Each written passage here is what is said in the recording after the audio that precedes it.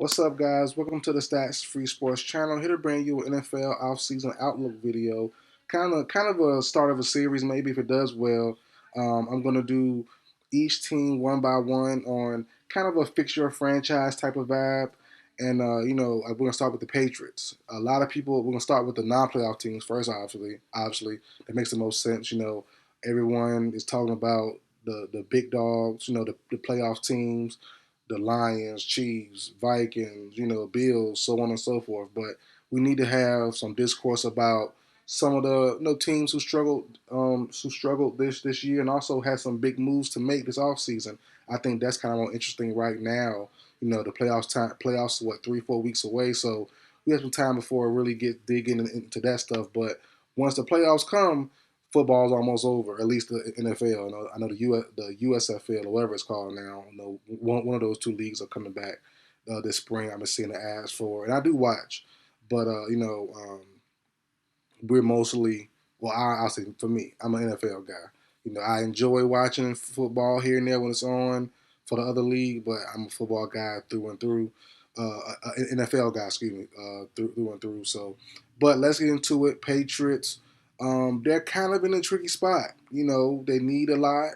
They have a key component in their quarterback of the future, but outside of that, they don't really have much else. So let's get into it, man. The New England Patriots, as I said, QB of the future, Drake May set in stone. So Patriots will probably have a top 5 pick guaranteed, most likely. But they have the QB of the future. So Shador, Cam Ward, Jalen Milroe will have no option with no look from the New England Patriots. Now the head coach, Jerod Mayo, does he stay? That's a big question. I think he's a favorite of the organization. I think, well, at least from what the rumors say prior to him getting the job, that he was a favorite. I think that stays the same now. There has been a little bit of turbulence and a little turmoil through his first year, but I think he'll be fine. I think he stays. Now, looking to the offseason plans, before we even get to the money and also pending free agents, look at other team free agents. Let's look at their free agents. They have a couple that I wouldn't mind keeping from a Patriots fan, but most likely I'll say no to all of them. To be honest, Jonathan Jones, the cornerback, turning 32 years old, no. Brissett, no. Chikuma Okafor, the tackle, no. Austin Hooper, nope. Brennan Schuler, safety, nope. Let's see, Jermichael Hasty, nope. The list goes on, but nothing really stands out on the free agents list that you really need to bring back. So I'm cool on all of them. I'm not gonna lie to you. Everybody can go. No free agent. For me personally, if I'm managing the Patriots, no free agent they have um, from their team will return. Maybe Jonathan Jones just for depth, maybe, but that's a long shot as well in my opinion. I think everyone on this list can go. Now looking at before we get there as well, let's look at what they need. Team needs. They need number one wide receiver, not just any receiver, but specifically a number one wide receiver. They need two tackles, one on the left, one on the right, starting caliber guys. They need a left guard, and they need, I think, a nice pass rusher. Don't have to be a game changer, but it definitely can be. Maybe a cornerback as well, a cornerback or two, and we'll tackle those options in the draft and also free agency. So let's get into it. First off, with the number one wide receiver, I know line is important and is one in the trenches, but looking at the Patriots roster, they have a good receiving core. It's good, not great. They need someone. They need a true number one guy to kind of bust it open and make it flourish, make it blossom. They have guys. I don't know if Kendrick Bourne. I don't know if he returns next year. I think he's on a 1 year deal after this year. The rumors while he's being traded this past season makes sense, or this current season that makes sense. So he could be moved on from this off season. Not quite sure, but I like some of these guys. I like Polk. I know he had a rough year, but Polk was one of my guys when he was healthy. Polk was one of my guys prior to the season where out of Washington, I like Polk and McMillan a whole lot. I did videos on them prior to the draft, so I do like them. Just had a rough year. Javon Baker out for the year. We'll see what he can bring next year, but not too much this year on Javon Baker. Mario Douglas, I like him. Keyshawn Boutte, I like him a lot. So I like some of these guys. They're all good, but none are great or probably can be great. So you're going to need that one receiver who can really be great. So if free agency is only one option, in my opinion, and that is T. Higgins. Most teams who need a receiver has been dying for T. Higgins to join the market for the last couple of years now. I said it last year. I've been saying it for a year and a half. T. Higgins will be a free agent. I don't know why the Bengals brought him back this year. I know I could say that in hindsight, but I said it prior to the season that they should let go T. Higgins and start anew. They didn't do that. They brought him back anyways and still struggled when they could have traded him last the summer or even last trade deadline and got something for him, but they didn't do that. So, you see now kind of a waste. The Bengals can franchise tag T. Higgins. It is doubtful though because that's a lot of money. This be their second time franchise tagging him, so the cap is even more now. So I doubt that happens. I think T. Higgins. I think he walks away scot free, unrestricted free agent. And now coming to the money part of it, the Patriots will have around $90 to $100 million. They will probably the T. Higgins market will be crazy, in my opinion. Commanders, let's see, Titans, maybe. The list goes on. There's a bunch of teams out there that need his services or could use his services. But the Patriots have been hot on his tail for a while. They have the bread to do it. I think they're going to overpay. I think $35 million per year sets the market. I think that's right over Jefferson's, I believe. I think Higgins will get between 30 and 35 million. So if the Patriots get Higgins, that means no McMillan or Burden for the Patriots in the first round of the draft. They might can add one young guy later on, but that first round pick will not be a receiver. If they don't get Higgins, I wouldn't want anybody else, honestly. Um, excuse me. I wouldn't want Stephon. I wouldn't want Cooper. I wouldn't want Allen. I wouldn't want Chris Godwin come off injury. Cooks, no. So I'm cool on everybody but Higgins. And there's still some calls of pause with Higgins also, the injuries and stuff like that. Can he be a true number one? But he's the only option they have that can be number one, and he's young enough to do it for the long term. So if I'm the Patriots, I'm going with Higgins as my first priority. Now, going to the tackle spots. Everyone, for the most part, has re-signed. Garrett Bowles for Denver has re-signed. Let's see. You have guys kind of, I guess, Cam Jones. Excuse me, Cam, what's his name? Cam Robinson, excuse me, former Jaguar, traded to the Vikings mid-season because their guy, Christian Darrisaw, got injured for the year. Um, Cam Robinson to me makes sense. I'm not mad at it. He's cool. He's above average tackle. He's not great though, so I guess you can do Cam Robinson, pay him a big bag to come. He's the best option that they have. But like I said, Garrett Bowles, who would be my top option, the option is now gone. Also, with their first overall pick, with their first round pick, excuse me, should be a top 5 pick. You could throw in names to pair with Cam Robinson, like a Will Campbell, like a Kelvin Banks from Texas, but both of those guys are kind of iffy tackle options because the rumor is both of those guys will be both of those guys will be guards. So it's like, are you gonna give a top 5 pick unless you're gonna trade back?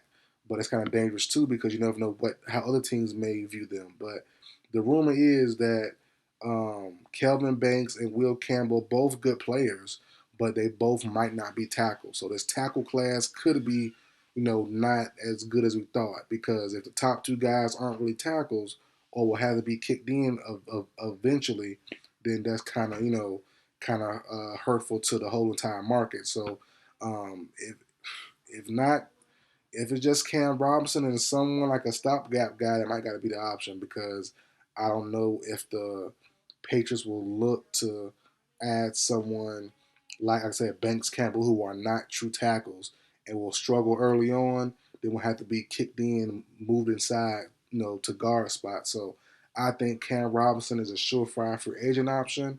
And then, like I said, maybe some stopgap guys just for right now. But overall, the tackle market isn't hot at all, left or right. You have Note Boom, you have Ronnie Stanley, who I think stays with Baltimore. Tyron Smith, heck no. Morgan Moses, no. Uh, Jerod Willis isn't a bad option from the Browns. Injury history as well. Missed what hasn't been healthy since 2022. So Jedrick Willis, if you can pay Jedrick Willis for the right price and Cam Robinson, I wouldn't be mad at it. So that's not bad there. So you can leave if the Patriots can leave out with T Higgins, said what's his name, Cam Robinson and Jedrick Willis, that's not bad. That's not a bad haul for your money, But that might be most of your money. So we'll see how everything turns out. But that's really the main spots they should really focus on. I think that's pretty solid there. Now you go on to maybe a cornerback as well. The cornerback market isn't crazy. Shadarius Ward, from the 49ers. Pretty good option, turning 30. Carlton Davis, I'm cool on him. He's good, not great. Byron Murphy from Minnesota, not a bad option. But that's really it. Mike Hilton, Dante Jackson, Shaquille Griffin, nothing really stands out. So, like I said, you might as well bring back Jonathan Jones for a year, really, if you want to do one of these options, Razul Douglas. So nothing bad, but nothing really crazy to write home about. So maybe they steal a guy like DJ Reed. They can steal him as well. So like I said, they have 90, but you want to stretch it out, so you can't get every big option. So I think the priority is most likely the two tackles and then T Higgins. So if you can leave, like I said, if they can leave with one or both of Willis, Cam Robinson, and then you have T Higgins at wide receiver, I think they're set to go. Then you go to the draft. Um, that first, like I said, T Higgins and also the tackles. Free agency really decides what they're gonna do in the draft. If T Higgins isn't brought to New England, then obviously McMillan will probably be your pick there in somewhere in the top five. Him or Burden. I would like McMillan more because they don't really have that on their roster. So I say McMillan will be their option there. But if they have T Higgins, that opens up a whole lot more. You have Abdul Carter, a pass rusher. They don't really have a premier pass rusher right now. White from Georgia Tech a couple of years ago, he's solid. Nothing crazy to write home about though. And he's not really a true straight up pass rusher. He's more of a just do it all guy, kind of a Swiss Army knife. So I would say Abdul Carter, Travis Hunter, probably the best two options there. If not, trade back. Depending on how the board looks and depending on where you fall in the draft, they could be a good trade back option. I don't know who they would trade up, what team would trade up for, but if not, Kelvin Banks, Will Campbell, um, Travis Hunter, and McMillan. Well, McMillan is iffy. There's an asterisk beside him unless you get T Higgins. But Carter and Hunter, that's really the only options I can really see them going with. So um, that's really it for them. They don't really need much else. Overall, I like their roster. Like I said, the Patriots are a tricky spot. They don't really need much else. A nice pass rusher here and there could work. If not, if they can't, if they don't, like, let's say for example, they get Travis Hunter, and they could get a guy like Aziz Al-Jalari from the Giants. He was someone that fits their scheme pretty well, in my opinion. Pass rusher. So they don't really need too much. They just need stuff in the important spots. Like I know people will probably mock them to have no receiver need, but I think just one receiver will really help. To be honest, maybe a running back. A running back in the second, third round wouldn't be bad. Quinshon Judkins, Henderson, Amarian Hampton, all those guys are studs. Johnson from Iowa, stud. So overall, they have guys. They have the squad. Middle linebacker wouldn't be bad as well, but throw one in there as well later on in the round. The third, fourth round. So, overall, I like the team. The Patriots aren't bad. They need to play better for sure, be coached better for sure. But skill wise, talent wise, I think they can be competitive, and it's shown that they can be competitive if you have the weaponry around the quarterback, which they have to me. Just you need one receiver to make it blossom, and then you need the two tackles, a left guard as well. So, they have some things to do, but not too many where it's like, okay, it's going to be hard to do. It's going to be tough, but it won't be impossible. Bringing in T. Higgins, one or both of Jedrick Willis and Cam Robinson, then you go in the draft and get Carter or Hunter, and Hunter fills two spots for you, corner and receiver. So you get T. Higgins, you get a part-time Hunter on offense, plus Douglas, plus Boutte, plus Kendrick Bourne maybe, plus Polk, plus Baker. Some type of mix and master will make it work. You still have Hunter Henry. You get a new running back, second, third round, Judkins, Johnson, Hampton. The list goes on. So, as I said, you get Hunter. He fills the corner spot next to Christian Gonzalez. Then you have the linebacker core is good. You have Keon White from Georgia Tech a couple years ago. He's good. They have Godshaw still. So Christian Barmore, Jennings. They can make some stuff shake. So if they can find guys for the right price as well, that's the main thing as well. Find guys for the right price, because overpricing, just because you have money, paying Higgins top dollar, paying Robinson, which you might have to, top dollar, then Willis, top dollar is crazy. And still want to make some moves. So you might have to limit yourself to getting Robinson and Higgins, and then just building from the draft, or building, like I said, note boom with some other guys who won't cost as much. Humphreys from the Chiefs, who might get who will be a free agent as well, might bring him on after he's a full year or more full year plus healthy from his last injury. I think Achilles a couple years ago.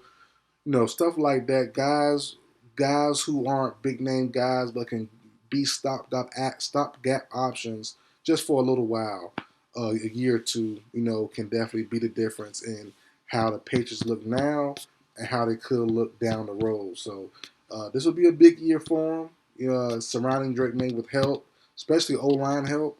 But I think once the O-line gets better, obviously everything else gets better. The running game, the pass game, May gets more confident. The defense gets more confident. The coaching staff looks better. They feel better. Like, everything is better when you're looking and feeling better. And that happens from the trenches. The trench work makes sense. That's why Philly is so good. That's why Buffalo is so good. Kansas City is so good. They're not great, but they have some options. Creed Humphrey with the Chiefs. Old boy from the Ravens, the center.